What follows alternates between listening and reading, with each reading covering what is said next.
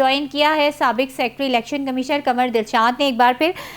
कंवर दिलशाद साहब, अभी आपसे जब डिस्कशन हो रही थी और बड़ी इंटरेस्टिंग डिस्कशन हो रही थी और आपने ये बात कही कि मुझे वज़ीर आला अली अमीन गंडापुर केपी के वो मुस्तकबिल में वज़ीर आला नहीं दिख रहा है, तो ये कौन से ऐसे हमें की पॉइंट्स बता दीजिए, क्योंकि हर एक के जहन में उनकी जो शख्सियत है ना वो एक बहुत सस्पेंस फिल्म के जो हीरो होते हैं ना, या कोई सस्पेंस ड्रामा जो होता है उसके हीरो की तरह की है कि पता नहीं चलता है कि वो कब क्या कह दें, क्या बात हो जाए।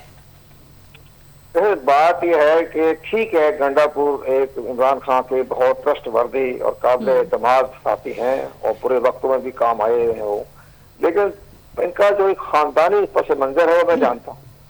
इनके जो खानदानी पस मंजर में एक इनका खानदान का एक होते थे बड़े बुजुर्ग, वो नहीं है उनके साथ ताल्लुक। वो नाम गंडापुर एक गाँव है DI खान में, तो उसी इतिहास से गंडापुर लिखते हैं।